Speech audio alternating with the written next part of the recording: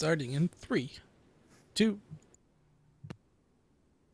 Hello and welcome to the Cap Stable Podcast special episode covering BTAC R5RB, recorded January 30th, 2014. I'm your host, Stupid Genius, and together with my co-hosts who cover all the news of EVE Online. Joining me tonight, we have Link. Link, how are you doing? I am just befuddled at the amount of EVE homework I've had to do today. Really, people, really. All right, before we get into why you had to do all the homework, Kuda, how are you doing? Doing great. Been a lot of nerd talk around the office and around the interwebs the past couple days. Good stuff. Yeah, and finally, Hoots. Hoots, how are you doing? I am fantastic. I am actually pretty great. I have survived, and I think we talked about this on last episode, a work coma, so I am good and raring to go. And oh my god, my cycle's on my tower. Excuse me, guys, I need to swap some stuff out. Oh, leave the towers till after. We're all here. No one's going to freak out by getting emails. Anyways, so why are we here tonight for this special episode? Well, for those who have been living under a proverbial rock, EVE had a ginormous battle, the most destructive battle in EVE history, where about 75 Titans died. Official numbers from EVE or CCP is 75 Titans died. It wasn't clear to me whether it was +1 for 76 because one derped. I heard basically Nope. They said they derped in. Here's your number. According to the dev blog, it is 75 Titans, 74 in system, one on its way to the fight. In 3 PL lost 59 Titans, and the CFC DTF lost 16 Titans. Perfect. So that makes that's a pretty pretty handy lead or win for CFC, who up until this point were very squeamish to commit capitals in any fight, because for fear of PL and N3 escalating with their well-known large super and Titan supremacy. And now we have a fight where CFC / Russia, or whatever the Rush or whatever they're being called, coalition, are, they only got away with 16 Titans, which I can't believe I'm sitting here saying only 16 Titans when the record up to this point was it, Hoots, correct me if I'm wrong, 14? No, it was 12 Titans total. Okay. So, I mean, we're talking 12 up to this point, all the way through EVE. There's never had been, up to this point, there's never been 75 Titans that died in EVE. Now we have 75. In a single set. No. No. I mean total. My understanding is that total throughout the entire history of EVE. No. It's because there have been. I am pretty confident there have been more than 75 Titans killed in EVE, but not in a single battle. No, the last record, there were actually two. Human or something like that. I'm going to have to look up the system name, and even if I do, I probably won't be able to pronounce it. That had 12 Titans. Yeah, there we are. That had 12 Titans killed at once, and then there was another system that also had 12 Titans killed at once. But this is absolutely the biggest and most expensive loss mail in terms of a battle in all of EVE history. Well, yeah, I mean, here you go. Well, here's some number. I'm going to spout some more numbers off the dev blog, but you're correct. It was Human and O2O. There were 12 Titans destroyed in each of those. Now, they also said that it was 11 trillion ISK, and I think that includes the 13 super carriers, 370 dreadnoughts, 123 carriers, 11 trillion ISK. I'm going to say that again. 11 trillion ISK. I know Lank likes really big, expensive numbers. Big deal trends. And let's also go ahead and put it further into context and perspective. We've mentioned that this is the most expensive and probably one of the bloodier fights in EVE history. It is also, for the record books, the most expensive and costly fight in MMO gaming history. That means in comparison to all the other games that are much bigger than EVE Online, this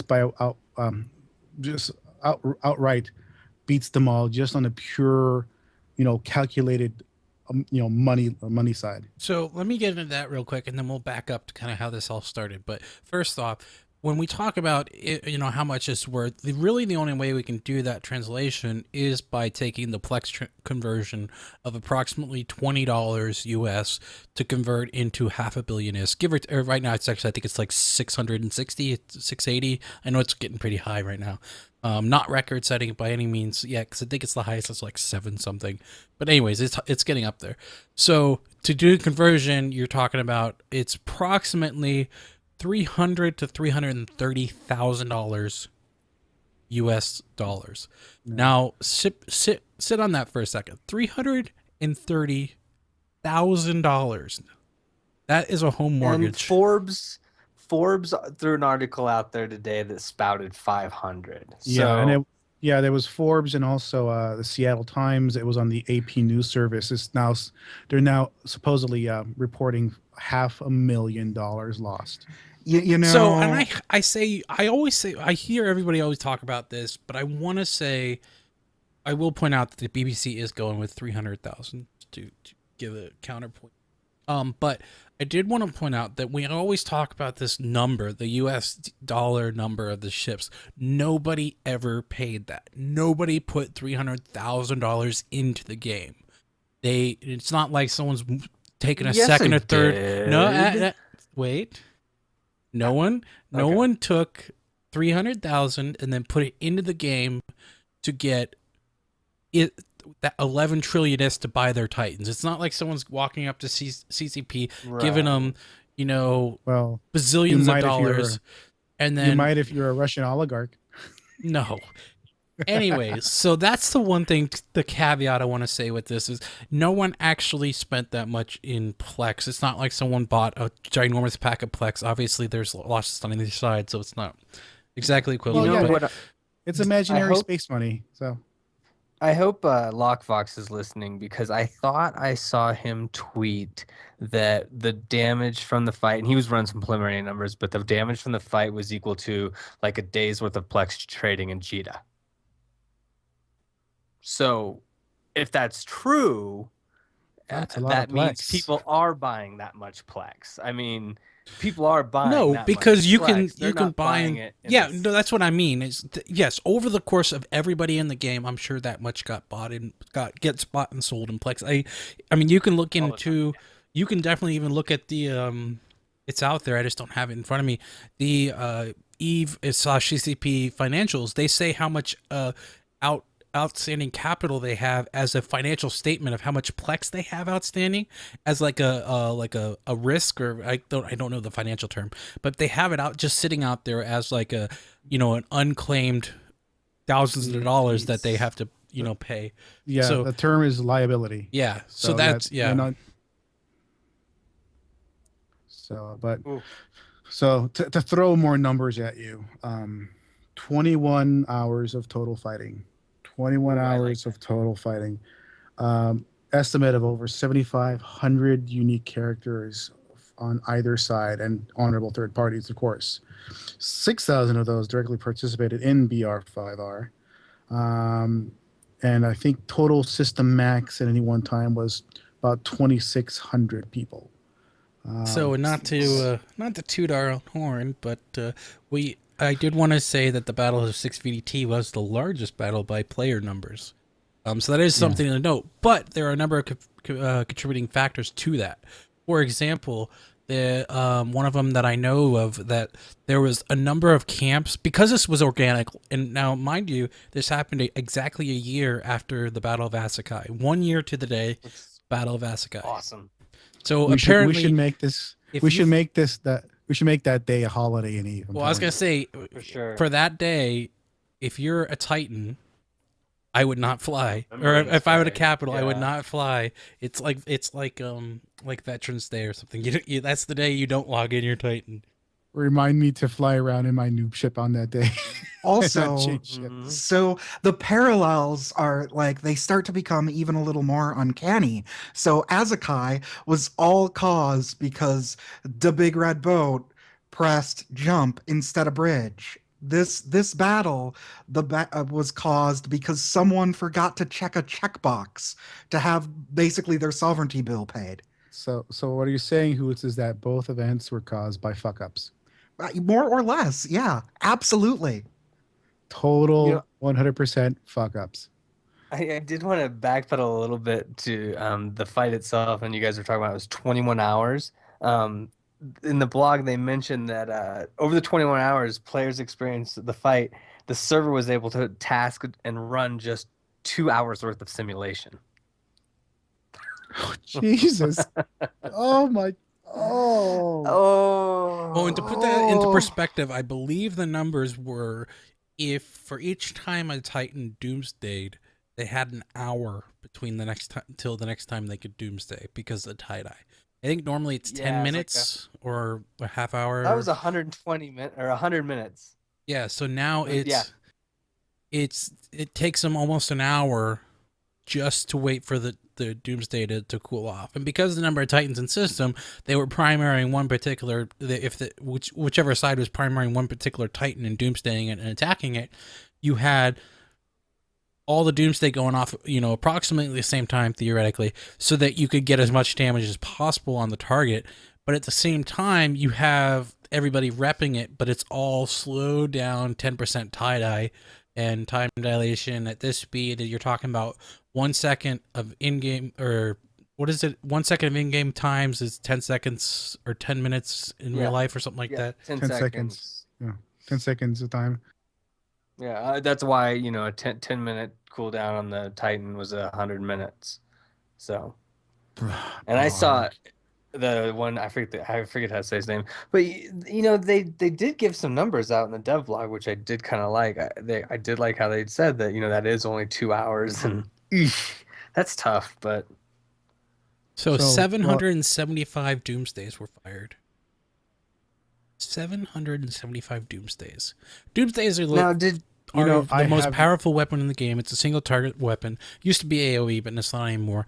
You can one-shot a carrier, or I think maybe even a super carrier, with a single doomsday. So I have been playing this game for close to now 2 years, and I have never, and I have, of course, half of that time was in nullsec. I have never ever witnessed a doomsday go off. 74 doomsdays. 775. 700. Oh. Now this is another interesting number that they posted is there were that number was 24% of all doomsdays fired in the last 2 years. Almost 25% of all doomsdays, and just think of like all the drive-by doomsdays. Hoots and I saw one at one point. That you have, and then the Battle of HED had 200 doomsdays in itself. Question: did they say anywhere how many Titans were on grid at once? I've not seen that number. That I have not. I'd love to know, because you figure if CFC showed up, that's with a harder number to track. 100 Titans, is it? Problem, yeah. I don't know. I'd love to see if I could find it, but I didn't see it in the thing. Because, my thought is if you've got CFC showed up with 75 Titans, they're going to be able to whelp those other Titans a lot faster. And, especially if you're waiting 100 minutes in between doomsdays. So, I was kind of curious how that broke down. I thought at one point, just watching the different streams and the Twitter feeds, 150 Titans on grid. That doesn't seem unrealistic considering the numbers that were lost. And I know a lot of Titans didn't get out of there, so. All right, so no, I think we're all here. At least I'm here. So I want to back up a little bit, and we kind of talked about how this went down, but I want to kind of go back to the very beginning and talk through the steps of how this happened. As we talked about before, the way it originally started, again, it's all organic, just like the Battle of Azakai, all completely by accident. Apparently, and this is from my understanding, there is a renter corp inside of N3's rental alliance that was failed to pay their failed to pay their SOV bills, and from what I understand Close. is that It was actually a transfer